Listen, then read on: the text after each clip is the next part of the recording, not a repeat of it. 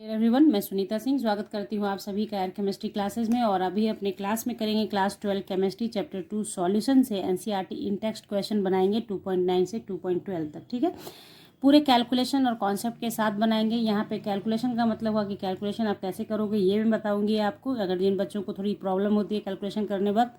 और कॉन्सेप्ट का मतलब यहाँ ये हुआ कि मैं आपको ये भी सिखाऊंगी कि आप न्यूमेरिकल प्रॉब्लम सॉल्व करते वक्त किन किन बातों का ध्यान रखते हैं, मतलब कहाँ से आप स्टार्ट कर सकते हैं न्यूमेरिकल प्रॉब्लम बनाते वक्त। समटाइम ऐसा देखा जाता है कि आप लोग न्यूमेरिकल पढ़ते तो हैं लेकिन ये नहीं समझ पाते हैं कि स्टार्ट कैसे किया जाए, इसको कैसे क्या करना है, ये आपके समझ में नहीं आता है कि कौन सा फॉर्मूला अप्लाई होगा, कौन सा कॉन्सेप्ट लगेगा।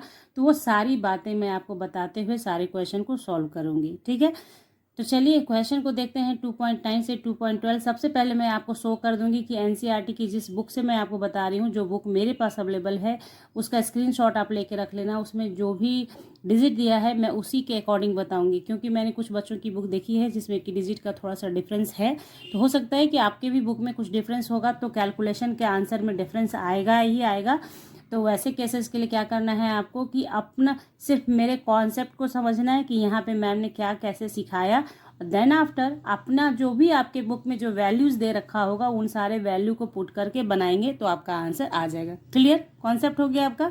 अब बनाते हैं क्वेश्चन नंबर 2.9 से। तो पहले आप बुक देख ले, मैं बुक दिखाती हूँ आपको। ठीक है, तो देखिए यहाँ पे ये है 2.9 से 2.12 तक हम बनाएंगे। स्क्रीनशॉट आप ले लें फटाक से इसका, उसके बाद हम लोग एक एक करके बनाना स्टार्ट करें। तो चलिए स्टार्ट करते हैं 2.9।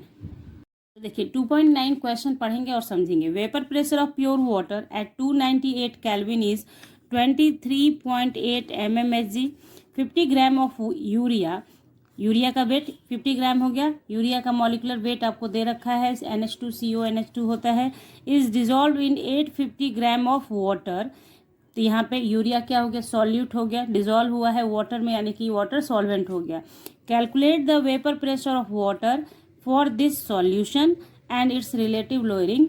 ठीक है, कह रहा है कि आपको वेपर प्रेशर कैलकुलेट करना है वाटर का जब सॉल्यूशन प्रिपेयर किया आपने। यहाँ पे जो ये करना है आपको, देखिए यहाँ पे जो वेपर प्रेशर दे रखा है वो प्योर वाटर का दे रखा है। प्योर वाटर मतलब जब वाटर में आपने यूरिया नहीं डिजॉल्व किया है तब का।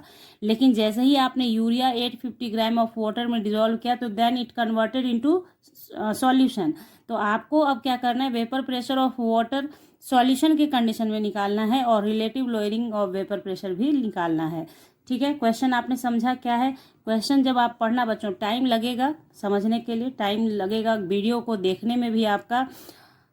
तो उसके लिए आपको क्या करना है ना, ध्यान से समझना है, सुनना है। जो बातें बताती हूँ आपको ना वही आप फंसते हैं, वहीं पे आपका क्या कहते हैं उसको बत्ती गुल हो जाता है, समझ ही में नहीं आती है। एक बात की कहे ये सॉल्यूशन लिख दिया, यहाँ ऐसे लिख दिया, तो वही समझिए कि वेपर प्रेशर प्योर वाटर का दे रखा है। जब वो प्योर था यानी सॉल्वेंट था, सिर्फ सॉल्वेंट था, उसमें डाइल्यूट आपने सॉल्यूट को नहीं किया था।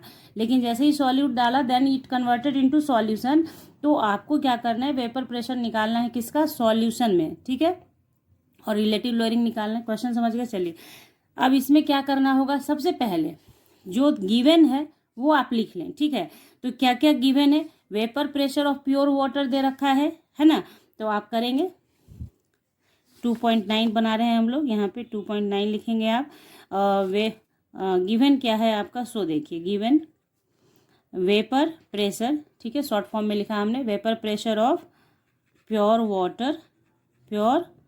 Water is equals to 23.8 mmHg। Clear. उसके बाद क्या दे रखा है, यूरिया का वेट दे रखा है, तो आप लिखेंगे वेट ऑफ यूरिया 50 ग्राम। ठीक है ना। ये वेट गिवन वेट जो वेट दिया है ना, मॉलिकुलर वेट हम लोग निकालेंगे नीड होगा तो। ठीक है, और वेट ऑफ वाटर भी दे रखा है, वेट ऑफ वाटर। तो वेट ऑफ वाटर आप देखें कितना है, 850 ग्राम है, 850 ग्राम। ओके ना, उसके बाद तो कुछ गिवन नहीं है आपके पास। अब आपको क्या करना है, vapour pressure of water for this solution निकालना है ना। Vapour pressure of water in solution solution का शॉर्ट फॉर्म मैं ऐसे लिखती हूँ, आप भी लिखें, प्रैक्टिस करें, कोई दिक्कत नहीं है। जब तेज़ी में लिखना होता है तो करते हैं, ओके। नहीं तो आपको जैसा हो पूरा लिख सकते हैं आप। सॉल्यूशन इक्वल्स टू कितना हमारा हुआ, ये हमारा वॉट है, निकालना है। और उसके बाद relative lowering of vapour pressure भी निकालना है, relative lowering of vapour pressure भी मेरा वॉट है, ठीक है। तो आपने समझ लिया, इतना कर लिया आपने, बेसिक से है ये सारी बातें।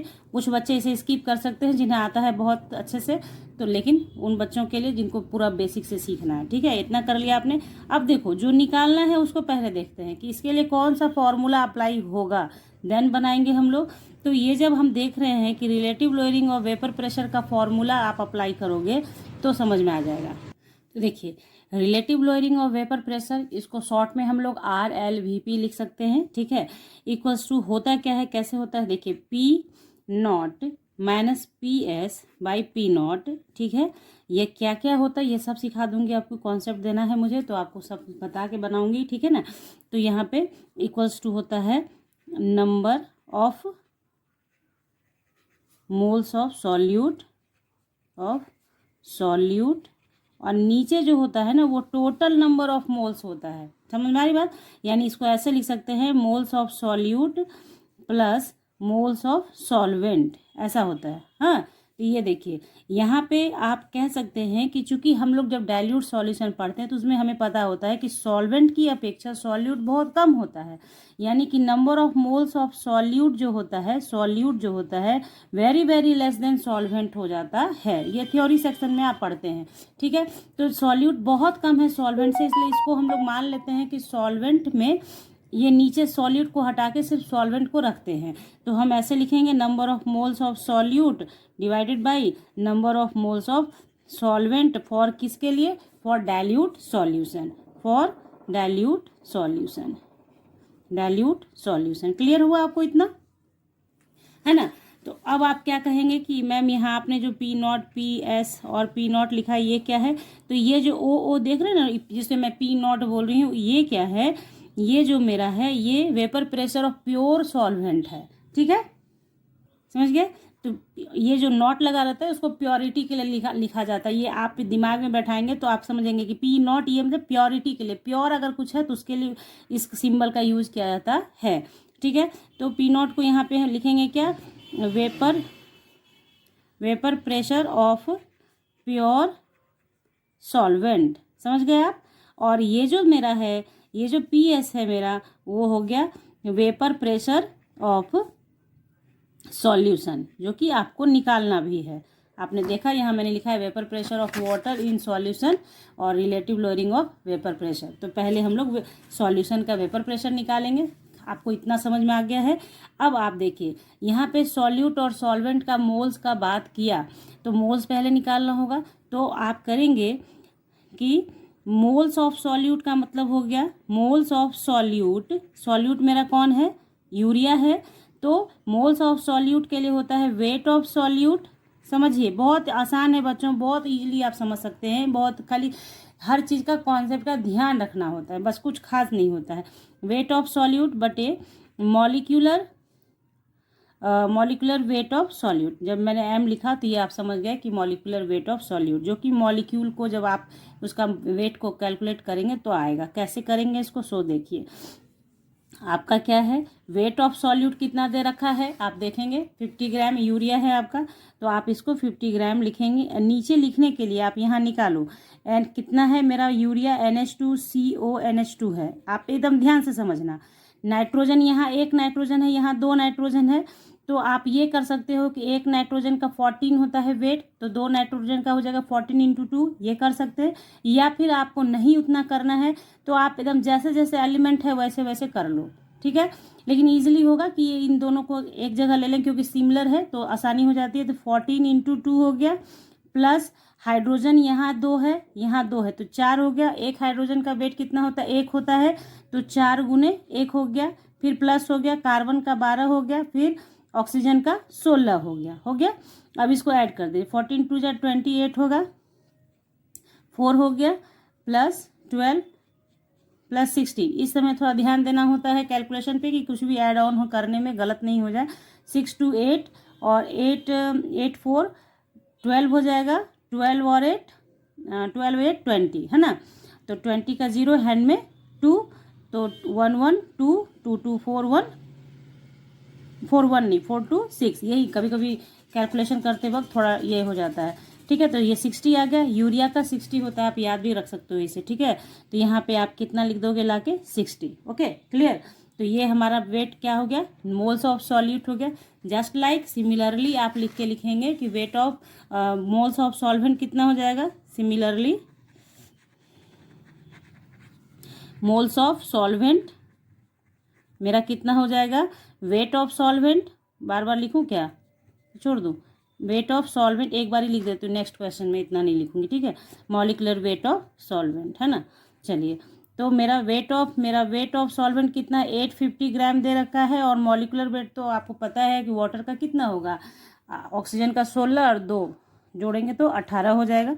ठीक है, अब इसको आप सॉल्व करना चाहें सॉल्व करें, अदरवाइज ऐसे भी छोड़ सकते हैं, है ना।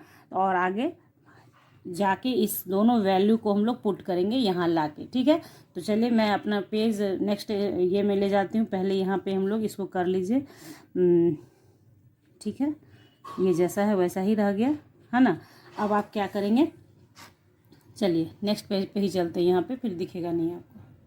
तो देखिए, जो पहले आपने इक्वेशन माना था पीछे relative lowering of vapour pressure का, तो उसे आप इसको नंबर फर्स्ट मान लीजिए और आप लिखेंगे putting all the values given in this equation. तो क्या हो जाएगा, देखिए आपका क्या करोगे, पी नॉट के जगह पे 23.8 mmHg दिया है, पीएस नहीं पता है, इसमें आपका 23.8 हो गया। आपने अभी सॉल्यूट का किया है 50/60 डिवाइडेड बाई सॉल्वेंट का 850/18 हुआ है। जब आप इसको ये करोगे तो कितना आ जाएगा, 50/60 इंटू ऊपर 18 चला जाएगा, नीचे आपका 850 रह जाएगा। अब इसको आप काटिए। ठीक है, तो देखिए यहाँ पे इसको कट कीजिए, आप 0 से 0 को काट दीजिए। ठीक है, 6 3 जा 18 कट जाएगा आपका, है ना। उसके बाद आप 5 से इसको काट के देखिए, कटेगा 8, हाँ देखिए कटेगा 17 बार, 5 एकम 5 और 3 बचेगा तो 5 7 35। ठीक है, तो कितना आया मेरा, देखिए 3/170 हुआ ना, इतना आया आपका। अब इसको कैलकुलेट करना है तो कितना, देखिए इसको कैसे करेंगे आप, 23.8 माइनस PS रहेगा, ये बराबर के उधर जाएगा तो क्या हो जाएगा 370 इंटू 23.8। समझ में आ रही है बात, इतना हो गया आपका। अब इसमें से आप क्या करेंगे, PS, इसलिए PS बराबर कितना हो जाएगा, पहले इसको सॉल्व करना है, सॉल्व कर लीजिए, उसके बाद आप आगे बढ़िएगा। तो यहाँ देखिए, इसको जब आप मल्टीप्लाई करेंगे 23.8 को 3 से, तो आपका आएगा इतना, चेक कीजिए से, 8 3 जा 24, 4 हैंड में आपका 2 रह गया, और 3 3 जा 9, 10 1 11 हैंड में 1, 3 2 जा 6 1 7। तो इसमें आप डिसमिल बैठा देंगे पीछे से, तो हो गया 71.4 डिवाइडेड बाई 170।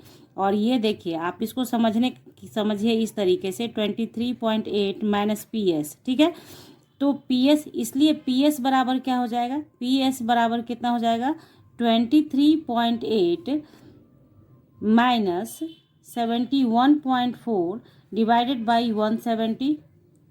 ठीक है, हो जाएगा। अब आप इसको सॉल्व करेंगे, तो सॉल्व करने के लिए क्या करेंगे आप लोग, इसका एलसीएम लेंगे, तो नीचे तो 170 रह जाएगा, है ना। उसके बाद ये 23.8 इंटू 170, ये जो आप क्लास 9 10th में आपने मैथमेटिक्स पढ़ा होगा, रेशनल नंबर जब पढ़ाई होती है उस टाइम इस तरह का सिखाया जाता है, तो माइनस 71.4 इतना तो आ गया। अब आप क्या करें, इसको इससे मल्टीप्लाई करें और जो आता है वैल्यू उसको देखें, तो देखेंगे हम लोग, मैं आपको करके दिखाती हूँ क्या करना है।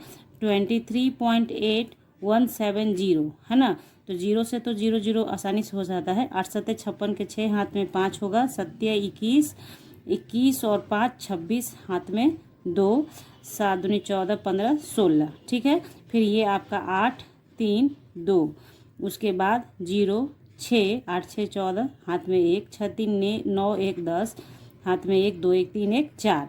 उसके बाद पीछे से डिसमिल बैठा दीजिए, यहाँ डिसमिल बैठ गया तो हमारा आया कितना 4046 0.0 माइनस 71.4 डिवाइडेड बाई 170 इतना आया। उसके बाद आप क्या करेंगे, तो देखिए यहीं पे मैं कर रही हूँ, इसी से माइनस करना है मुझे, तो यहीं पे ले आया इसको करके। तो 10 में से 4 जाएगा, 6 बचेगा, और यहाँ बचा 5, 5 में से 1 गया 4, और यहाँ पे 14 में से 7 माइनस करना, यानी 14 में से 7 माइनस करना, तो 7, यहाँ पे बचा 9, और यहाँ पे 3, तो आया आपका 3974.6 डिवाइडेड बाई 170। अब ये 170 से इसको डिवाइड करना है, इसको डिवाइड कीजिएगा। तो आप यूज़ कर सकते हैं किसका, कैलकुलेटर का यूज़ यहाँ पे करेंगे, तो कैलकुलेटर का यूज़ आप कर लें, अदरवाइज़ आप 170 से इसको डिवाइड करें, क्योंकि अगर मैं डिवाइड करूँगी तो बहुत टाइम लगेगा आपको। मैक्सिमम बातें जितनी थी आपको समझा दी, यहाँ पे सिर्फ डिवाइड करना रह गया है, तो डिवाइड हम लोग इसको कर लेंगे। आप देखेंगे तो इस तरीके से आपको दिख रहा है, जैसे इसको डिसमिल को हटा दो, तो डिसमिल हटाओगे तो नीचे एक 0 बढ़ जाएगा, ठीक है। डिसमिल को हटाया तो नीचे 0 बढ़ गया, चूँकि नीचे कुछ डिसमिल है नहीं इसलिए ऐसा रह गया। तो अब 1700 से इसको डिवाइड करना है हमें, तो क्या करेंगे, 17 दूनी 34 होता है ना, 2 टाइम्स जाएगा, 2 टाइम्स जाएगा ही जाएगा। तो इस तरह से आप पकड़ते हैं कि ये इसको डिवाइड करना है 39746 को किससे, 1700 से, तो आप इसको 2 टाइम्स लेके चलेंगे, तो 17 दूनी 34, तो ये हो गया 4, 7, 9 में से 4 गया 5, ये कट गया, तो ये फिर से यहाँ 6 आ गया। अब 17 तिया 51 कितना होगा, 17 दूनी 34, 17 तिया 51, ठीक है। तो 3 टाइम्स जाएगा 5100, तो 6 देखिए बता ही दिया आपको, 7 में से 1 गया 6, और ये कट गया। अब नहीं जा रहा है तो यहाँ पे डिसमिल मारोगे तो यहाँ ऐसा हो गया। अब 17 तिया 51 हो चुका, तो 17 का टेबल और आगे देख लीजिए आप क्या होगा। तो मैं आपको बता दूं कि कहाँ तक जाएंगे आप। तो यहाँ देखिए इतना आ गया है ना आपका, तो इसको अगर 4 टाइम भी करेंगे आप, तो देखिए 17 4 जा करेंगे तो 7 चौक 28 और 4 2 6, तो 68 हो जा रहा है आपका, तो ज़्यादा हो जा रहा है ना 64 से, तो इसको 3 टाइम ही ले जाएंगे। तो 3 टाइम जब आप ले जाएंगे तो 3 टाइम तो आपको पता ही है 5100 हो गया। तो ये 0 और यहाँ से 6, 4 में से 1 गया 3, ये 4 में से 1 गया है तो 3, तो 6 में से 5 जाएगा तो 1 बचेगा ना, तो ठीक है इतना हो गया। तो इतना है। अब इसके बाद यहाँ पे डिसमिल बैठ जाएगा, उसके आगे आप करेंगे तो 23.38 समथिंग आएगा। आप इसको कैलकुलेटर से करके देख लेना, ठीक है। ये निकाल दिया, पहला क्वेश्चन जो था वो आपका आंसर आ चुका है। नेक्स्ट क्वेश्चन के लिए यानी relative lowering of vapour pressure के लिए यानी RLVP निकालने के लिए क्या है, P0 minus PS by P0, ये होता है हमारा फॉर्मूला। तो P0 तो पता ही था हम लोगों को कि 23.8 दे रखा था, PS आपने अभी निकाला है 23.38, है ना। इसको डिवाइडेड बाई कर देंगे किससे, 23.8 से, 23.8 ही दे रखा था, है ना। क्वेश्चन आपके सामने है इसलिए मैं ऐसे लिख के दिखाती हूँ आपको, क्वेश्चन बार बार क्वेश्चन देखने से भी कुछ बातें क्लियर हो जाती हैं। अब आपको कुछ नहीं मेहनत करना है, अब इसको आप माइनस कर दें, जो भी आएगा वो आपका आंसर हो जाएगा। तो कैसे निकालेंगे, देखिए बड़ा कौन है, ये बड़ा है, तो 23.80 कर दीजिए इसको ऐसे डिसमिल 38 ऐसे, ठीक है ना। तो 10 में से 8 गया 2 हो जाएगा, यहाँ पे बचा 7, 7 में से 3 गया 4 हो जाएगा, डिसमिल डाल दीजिए, और यहाँ 3 में से 3 गया 0, 2 में से 2 गया 0, यानी 0.42 आपका आया, और नीचे है 23.8। एक दूसरे का डिसमिल हटाएगा दोनों तो क्या हो जाएगा, देखिए नीचे 100 हो गया, इसको हटाएंगे तो ऊपर 10 हो गया, तो ये कट गया, इससे आ गया 420 नहीं 42, और नीचे आ गया 2380। हाँ, अब इस 2380 से 42 को डिवाइड करोगे आप लोग, 2380 से 42 को डिवाइड करोगे, तो अब आप इसको करने के लिए देख लो पहले कैसे होगा। ये तो छोटा है तो पहले यहाँ डिसमिल मारेंगे तो ये 0 आ गया, लेकिन अभी भी नहीं जा रहा है, कोई उपाय नहीं है आपके पास, तो यहाँ आप क्या करेंगे, फिर से 0 लिखेंगे, देन यहाँ 0 होगा। अब आपको दिख रहा है कि 1 टाइम जा सकता है, 1 टाइम जा सकता है, क्योंकि 23 दूनी 46 हो जाता है, तो 42 से 46 बड़ा हो जाएगा, इसलिए यहाँ पे आप क्या करेंगे, 1 टाइम लेंगे तो 2380 कर देंगे। यहाँ हो गया 0, 8 10 में से 8 गया, ये हो जाएगा 2, और यहाँ 11 बचा, 1 बचा, तो 11 में से 3 जाएगा, तो 8 3 11 होता है ना, तो 8 हो गया, और यहाँ पे 3 में से 2 गया, 1 बचेगा, ठीक है। तो इतना आपका आ गया।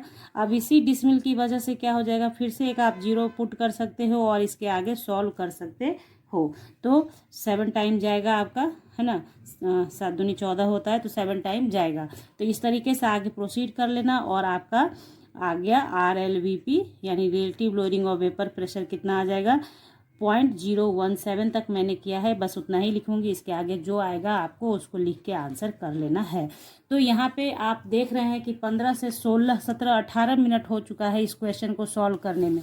तो आपने ये देखा कि इस क्वेश्चन में कितने कॉन्सेप्ट थे कि कैसे कैसे आप वेट ऑफ सॉल्यूट निकालोगे, वेट ऑफ सॉल्वेंट कैसे मतलब वेट ऑफ सॉल्वेंट या नंबर ऑफ मोल्स कैसे निकालना है, कैसे किसका रिलेशन है, ये सारी बातें। और कुछ वक्त तो कैलकुलेशन में चला जाता है बच्चों कि आपको ये ना चाहते हुए भी मैं सोचती हूँ कि हर बारी कोशिश करती हूँ कि नहीं कुछ गैप लेके आप लोगों को अपना ये बना लेना, ये बना लेना, ऐसे ऐसे हो गया। लेकिन नहीं, जब आप मेरे पास आते हैं तो इसी होप के साथ आते हैं कि मैम पूरा कैलकुलेशन बताएंगी और मैं बताऊंगी। ठीक है, तो यहाँ पे हुआ क्वेश्चन नंबर 2.9 कंप्लीट। चलेंगे 2.10 पे। क्वेश्चन नंबर 2.10 देखेंगे। Boiling point of water at 750 mmHg is 99.6 degree Celsius. ठीक है, बॉइलिंग पॉइंट ऑफ वाटर दे रखा है। How much sucrose is added to 500 gram of water such that it boils at 100 degree Celsius. कह रहा है कि बॉइलिंग पॉइंट ऑफ वाटर इसे गिवन प्रेशर पे दे रखा है कि 99.6 डिग्री सेल्सियस है।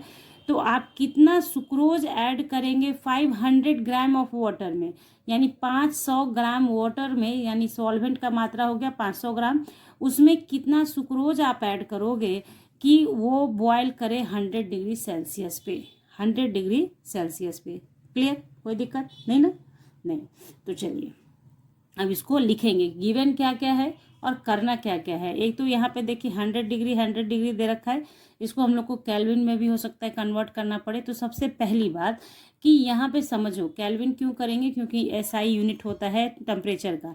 यहाँ बॉइलिंग पॉइंट की बात किया तो अपने सॉल्यूशन चैप्टर के थ्योरी सेक्शन में समझने की कोशिश करेंगे आप क्या कि बॉइलिंग पॉइंट आपने कहाँ पढ़ा था। जब आपको बॉइलिंग पॉइंट पढ़ाया जाता है तो वहाँ पे एलिवेशन इन बॉइलिंग पॉइंट पढ़ाया जाता है। जब फ्रीजिंग पॉइंट पढ़ाया जाता है तो वहाँ डिप्रेशन इन फ्रीजिंग पॉइंट पढ़ाया जाता है।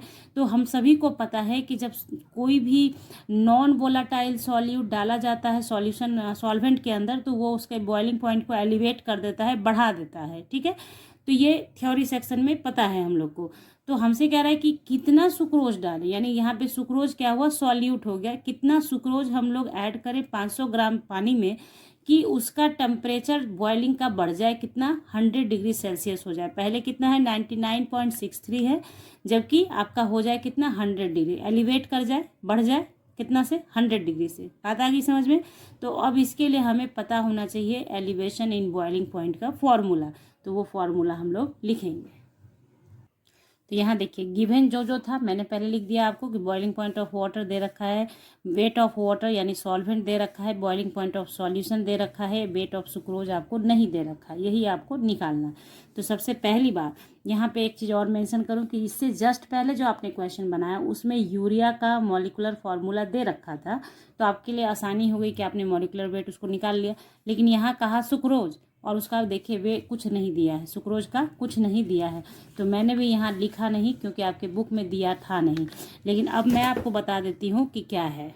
तो सुक्रोज का आपको जो फॉर्मूला होगा C12H22O11 होगा। ठीक है, ये हो गया। अब इसका मॉलिकुलर वेट आप निकाल लें यहीं पे 12 गुने 12 हो जाएगा, है ना। उसके बाद 1 × 22 हो जाएगा, प्लस 16 × 11 हो जाएगा। इसको करेंगे आप तो ये 144 हो गया, प्लस 22 हो गया, प्लस 16 इसको करेंगे जब आप तो कितना आ जाएगा 1611, तो कितना हो गया 6 1 6 1 6 7 1 6, इतना हुआ, इतना आपका होगा। तो 6 2 8 8 4 6 2 8 8 4 12 का 2 हाथ में 1 7 2 9 9 1 10 10 4 14 का 4 हाथ में 1 1 1 2 1 3 3 4 2 आपका मॉलिकुलर वेट आ गया किसका, सुक्रोज का। ये क्या है, सुक्रोज है, सुक्रोज का मॉलिकुलर फॉर्मूला है। ठीक है, तो देखिए यहाँ पे क्या है डेल्टा टीवी बराबर इतना फॉर्मूला आपने लिखा, कुछ देर के लिए डिस्कनेक्ट हो गया था। ठीक है ना, तो केवी इक्वल्स टू 0.52 केल्विन किलोग्राम पर मोल होता है, ये फिक्स होता है वाटर के लिए, और किसी अदर का दिया रहता है तो वो एग्जामिनेशन के अंदर मेंशन रहेगा, दिया रहेगा अंडर ब्रैकेट करके, ठीक है। तो इतना आपने लिख लिया। तो इसमें देखिए क्या क्या आपको पता है, के भी पता है, वेट आपको निकालना, यही डब्लू निकालना है, एम आपको पता है, 1000 तो पता ही है, वेट ऑफ सॉल्वेंट भी पता है क्योंकि यहाँ पे वेट ऑफ सॉल्वेंट 500 ग्राम दे रखा है, ठीक है। गिवन लिखने से यही फायदा होता है, और फॉर्मूला लिख लेने के बाद आप बनाना आसान हो जाता है आपके लिए। तो ये वेट निकालना, तो इसका मतलब है कि हमें ये भी पता होना चाहिए। कोई एक ही चीज़ अननोन रहेगा तभी आप काम कर सकते हैं, अगर बहुत सारा दो चीज़ अननोन रहेगा तो फिर नहीं बनता है। तो डेल्टा टी बी बराबर होता है, देखिए यहाँ पे एक और फॉर्मूला आप लिखेंगे, टी बी बराबर होता है T S minus T nought. तो T S minus T nought का मतलब क्या है, देखिए टी नॉट मैंने अभी जस्ट आपको बोला है कि टी नॉट जहाँ भी, जैसे नॉट जहाँ लगेगा वो प्योर को बताएगा, यानी कि ये आपका हो गया प्योर सॉल्वेंट के लिए बॉइलिंग पॉइंट, प्योर सॉल्वेंट का बॉइलिंग पॉइंट, ठीक है। और टी एस हो गया सॉल्यूशन का, टी एस, एस मतलब सॉल्यूशन, पी और नॉट मतलब प्योर, प्योर को दिखाया, ठीक है, solution, boiling point of solution, ठीक है। तो ये हो गया हमारा। तो टी देखिए प्योर वाटर का कितना, बॉइलिंग पॉइंट ऑफ वाटर तो दे ही रखा है, और सॉल्यूशन का कितना कह रहा है कि कितना हो जाना चाहिए। जब आपको देखिए मैंने इतना 2-3 मिनट लगा के आपको पढ़ा के समझाया था कि 500 ग्राम में कितना सुक्रोज ऐड करें कि उसका बॉइलिंग पॉइंट इतना हो जाए, कितना ऐड करें कि इतना हो जाए, यानी कि सॉल्यूशन का टेम्परेचर बॉइलिंग पॉइंट कितना हो जाए, 100 डिग्री सेल्सियस हो जाए। तो यहाँ पे टी एस क्या हो गया हमारा, 100 हो गया। तो 100 माइनस कितना कितना दे रखा था, हाँ 99.63 डिग्री सेल्सियस, दोनों में डिग्री सेल्सियस से लिखना की जरूरत है नहीं, ठीक है। यहाँ पे हो गया हमारा इतना। उसके बाद आप इसको माइनस करेंगे, तो माइनस करके देखिए कितना आता है। तो देखिए 100 में से 0.00 बैठाएंगे, 0.63 करेंगे, 99 करेंगे, तो 10 में से 3 जाएगा 7, और 9 में से 6 जाएगा 3, इधर तो बचा आपका 9 में से 9 गया 0 0, ठीक है। तो हो गया 0.37 डिग्री सेल्सियस। अब इसको आप केल्विन में कन्वर्ट करेंगे, तो 273 केल्विन में इसको ऐड कर देंगे 37 को, तो ये आपका कन्वर्टेड इनटू केल्विन हो जाएगा। और हो कितना जाएगा इसको ऐड करके आप देख लेंगे, तो हो गया कितना, देखिए ये 0.3 है। देखिए या भी अगर मैंने यहाँ पॉइंट याद नहीं किया होता तो ये बहुत बड़ा गड़बड़ हो जाता, नुक्ते के है फिर से खुदा जुदा हो जाता है, ये पता है ना आपको, एक डिसमिल की वजह से गड़बड़ हो जाता है। तो यहाँ पे कितना है 273.00.37, ठीक है।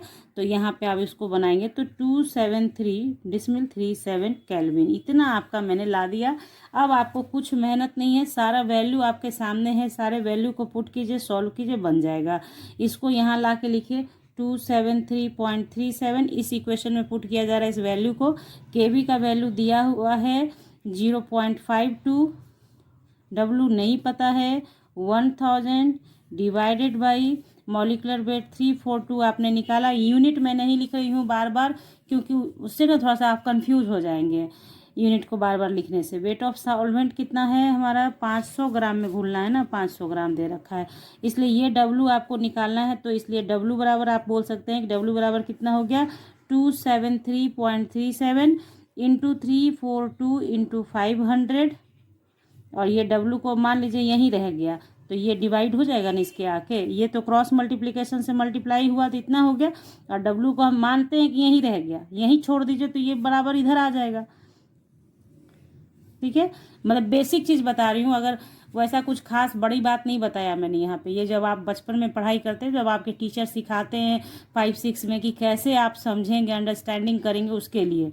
तो चलिए कहाँ गया, हाँ 0.52 इंटू 1000 आपने ऐसा कर दिया, इसको कर लिया आपने। तो इसको देखिए यहाँ से काट भी लीजिए, 5 2 जा 10 कट जाएगा, 2 से कट गया।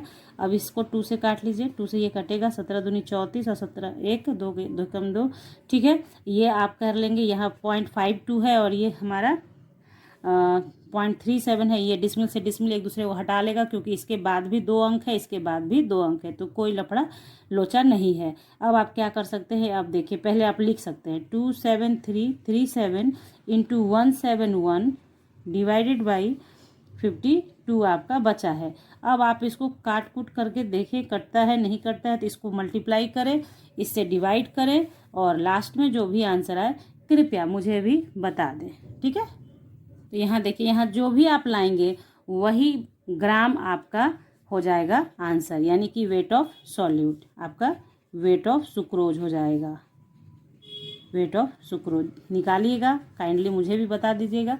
इतना टाइम आप सेव कर सकते हैं अपनी मैम का। इसको इससे मल्टीप्लाई कीजिए, 52 से डिवाइड कीजिए और आंसर बता दीजिए। ठीक है, तो चलिए नेक्स्ट क्वेश्चन पे चलते हैं।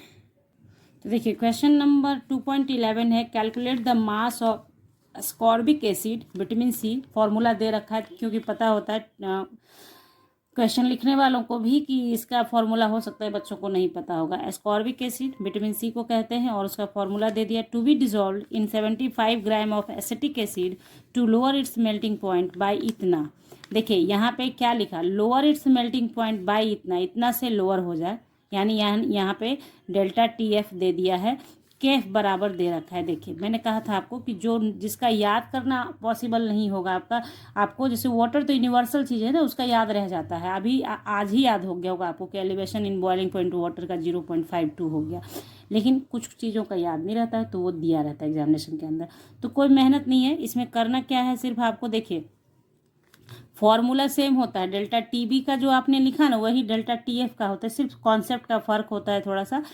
वहाँ एलिवेशन इन बॉइलिंग पॉइंट होता है, जबकि यहाँ डिप्रेशन इन फ्रीजिंग पॉइंट होता है, यानी फ्रीजिंग पॉइंट में घटौती है ना, घटना। तो लिखा ना यहाँ पे लोअर इट्स मेल्टिंग पॉइंट। ठीक है, तो यहाँ पे देखिए क्या है कि सबसे पहले आप जो गिवन है उसके हिसाब से लिख लेंगे, उसके बाद बनाएंगे। तो देखिए क्या क्या दिया है, गिवन है आपका 2.11 क्वेश्चन है। गिवन क्या है हमारा, dissolve in 75 gram of acetic acid, तो वेट ऑफ एसिटिक एसिड यानी सॉल्वेंट हो गया एसिटिक एसिड। एसिटिक एसिड हमारा क्या है, सॉल्वेंट है, क्योंकि इसी में डिजॉल्व हो रहा है, 75 ग्राम है। ठीक है, और डेल्टा टी एफ यानी डिप्रेशन इन फ्रीजिंग पॉइंट कितना दिया है, कितना दे रखा है 1.5 डिग्री सेल्सियस। के एफ हमारा दे रखा है 3.9 केल्विन किलोग्राम पर मोल, है ना। और उसके बाद एस्कॉर्बिक एसिड का calculate the mass of ascorbic acid निकालना है आपको। ठीक है, ठीक यही तो निकालना है। ठीक, ओके। तो देखिए सबसे पहले आपको क्या करना होगा, वेट ऑफ एस्कॉर्बिक एसिड आपको निकालना है। ठीक है, तो molecular weight of ascorbic acid निकालिए, molecular weight of ascorbic acid. तो एस्कॉर्बिक एसिड का फॉर्मूला आपको दे रखा है C6H8O6। तो जैसे सिखाया है वैसे कीजिए, 12 गुने 6, एक कार्बन का 12 होता है, 6 का 12 गुने 6 प्लस एक हाइड्रोजन का 1 होता है, तो 8 हाइड्रोजन का 1 इंटू 8 प्लस 6 गुने 16, इसको कीजिएगा 12 छक 72, 8 16 छक 96 होता है। ठीक है, अब इसको ऐड करके आप देखिए क्या होगा आपका, 8 2 10, 6 16, हाथ में 1, 9 8 17, 176 आपका आ जाएगा है। ठीक है ना, इसको आप लिख सकते हैं ग्राम पर मोल। मैं यहाँ पे आपको वो सब लिख नहीं रही हूँ, सिर्फ आपको बता रही हूँ मॉलिक्यूलर वेट ऑफ इतना आपका हो गया, एक मोल का इतना वेट हो गया 176। जो एक फार्मूला होता है वो एक मोल को रिप्रेजेंट करता है। किसी का भी एक जो फार्मूला होता है ना, उस फार्मूला से जो आता है वो आपका एक मोल हुआ, और उससे जो वेट आपने निकाला वो क्या हो गया, ग्राम पर मोल ऐसे लिखते हैं। ठीक है, तो 176 हो गया हमारा। अब आपको करना क्या है, अब इन सारे वैल्यूज को जो है आप किस फॉर्मूला में पुट करेंगे, applying formula of depression in freezing point and in freezing point. ठीक है, तो क्या हो जाएगा आपका, डेल्टा टी एफ बराबर हो जाएगा के F into weight of solute बटे मॉलिकुलर वेट ऑफ सॉल्यूट गुने 1000 बाई वेट ऑफ सॉल्वेंट। ठीक है, वेट ऑफ सॉल्वेंट। ये कैसे होता है मैं आपको पढ़ाऊंगी जल्दी सॉल्यूशन चैप्टर में, कि ये जो होता है ना मोलालिटी पे डिपेंड करता है, और मोलालिटी में आप जानते हैं कि वो वेट ऑफ सॉल्वेंट पे काम करता है। मोलारिटी और नॉर्मलिटी सॉल्यूशन के वॉल्यूम पे काम करता है, जबकि मोलालिटी जो होता है वो वेट पे काम करता है। ठीक है, तो ये हमारा फॉर्मूला हो गया। तो आपने ये देखा ना कि दोनों ही एक ही चीज़ है, सिर्फ वहाँ एलिवेशन बढ़ा हुआ बॉइलिंग पॉइंट, यहाँ घटा हुआ टेम्परेचर बताते हैं। तो डेल्टा TF आपको दे रखा है, तो आप यहाँ क्या करें, पहले वेट ऑफ, चूँकि यही आपको निकालना है तो W को पहले भी आप बाहर कर सकते हैं, W को पहले ही बाहर कर लिया तो हो गया delta TF into M into weight of solvent. Capital W से भी शो किया जाता है वेट ऑफ सॉल्वेंट को, लेकिन मैं आपके कन्वीनियंट के लिए, आपको समझाने के लिए ये काम बार बार लिख के कर रही हूँ। कैपिटल W लिखने से भी काम हो जाता है। ठीक है, तो KF हो गया, यहाँ पे 1000 हो जाएगा। हाँ ठीक है, अब आप क्या करेंगे, इसको अब इसको सॉल्व कीजिए। तो डेल्टा TF तो पता ही है आपको कितना है, 1.5 है। मॉलिकुलर वेट अभी आपने जस्ट निकाला है 176 था ना, 176 ही था, 176 था। वेट ऑफ सॉल्वेंट भी पता है 75 ग्राम है। उसके बाद यहाँ पे हो गया KF का वैल्यू दे रखा है, देखिए क्वेश्चन में दे रखा है ना 3.9 है ना, लिख लिया इंटू 1000।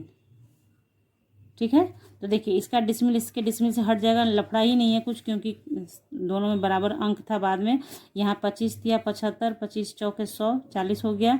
उसके बाद आप कैसे काट सकते हैं, क्या देखिए, हाँ 3 से इसको काट दीजिए, तो 3 एकम 3, 3 तिहाई 9, इतना हो गया, 13 से कट गया।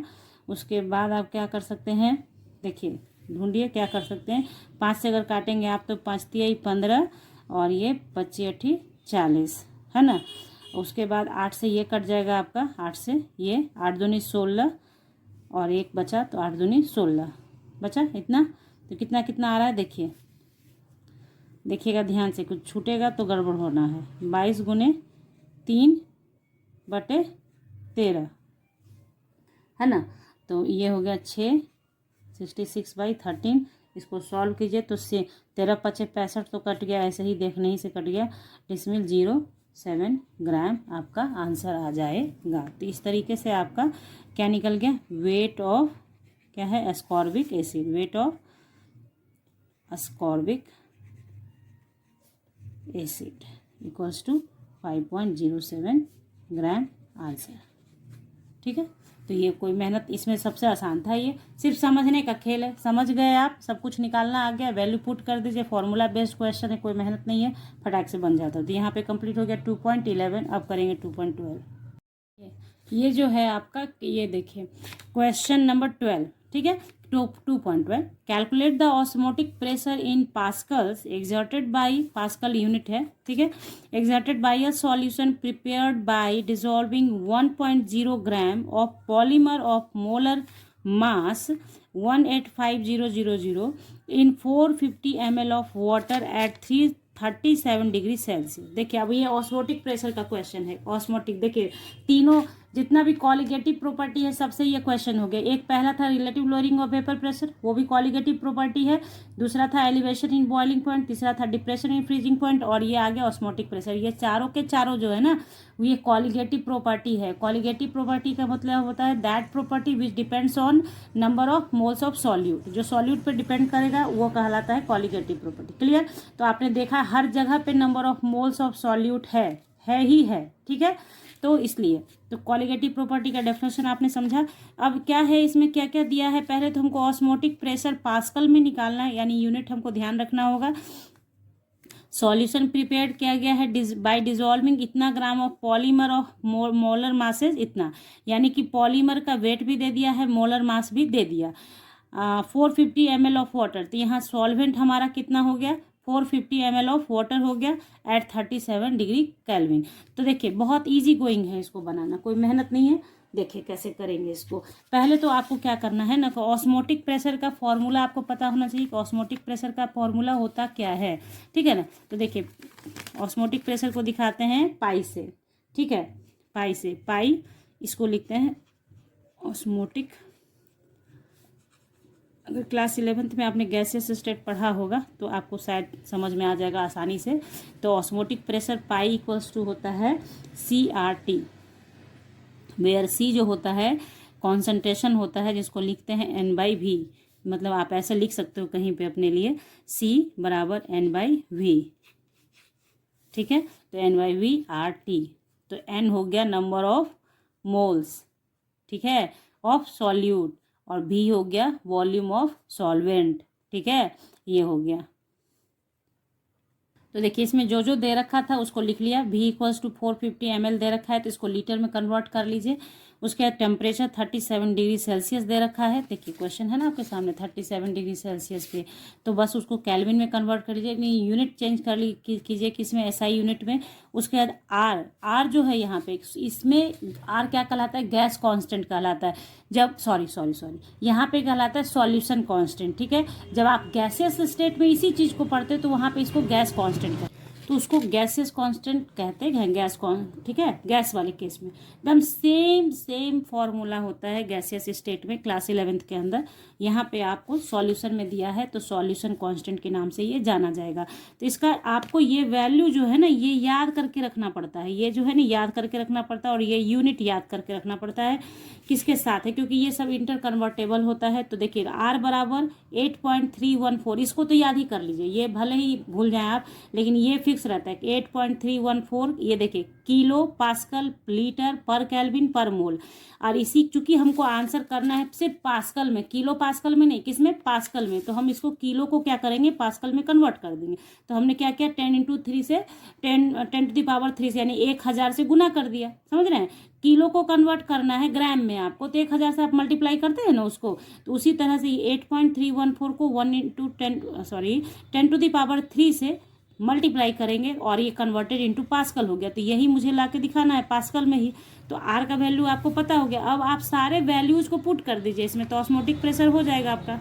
अब देखिए मोल्स ऑफ सॉल्यूट क्या हो गया, अभी पहले भी सारे क्वेश्चंस में मैंने बताया आपको कि वेट ऑफ सॉल्यूट बटे मॉलिकुलर वेट। तो वेट ऑफ सॉल्यूट कितना दे रखा है हमारा, 1.0 ग्राम, और मॉलिकुलर वेट 1850030 है, क्योंकि ये पॉलीमर है इसलिए, ठीक है। इतना हो गया, तो सब कुछ पता हो गया। तो अब आप लिखेंगे पुटिंग ऑल दीज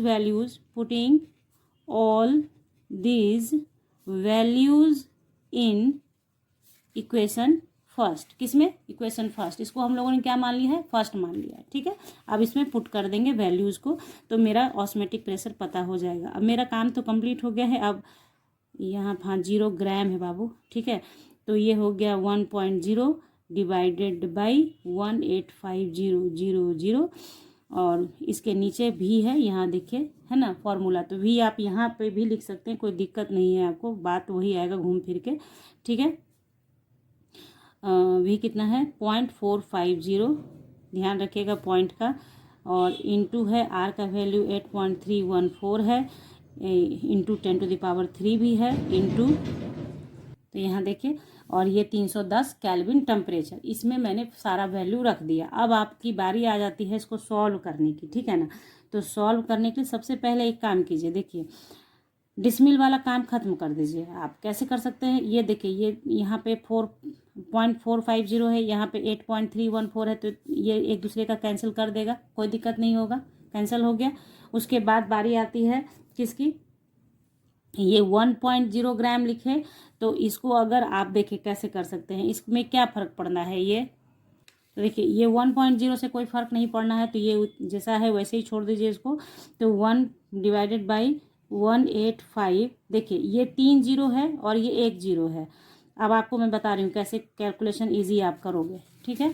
तो यहाँ पे कितना हो गया हमारा, 8 × 4 लिख सकते हैं इसको, 3 और 1 0, 4 हो गया, और इंटू 8314 इंटू 310, जीरो को हम क्या कर सकते हैं, इसके जीरो को भी इसके साथ ले लीजिए आप, तो 10⁻4 हो गया।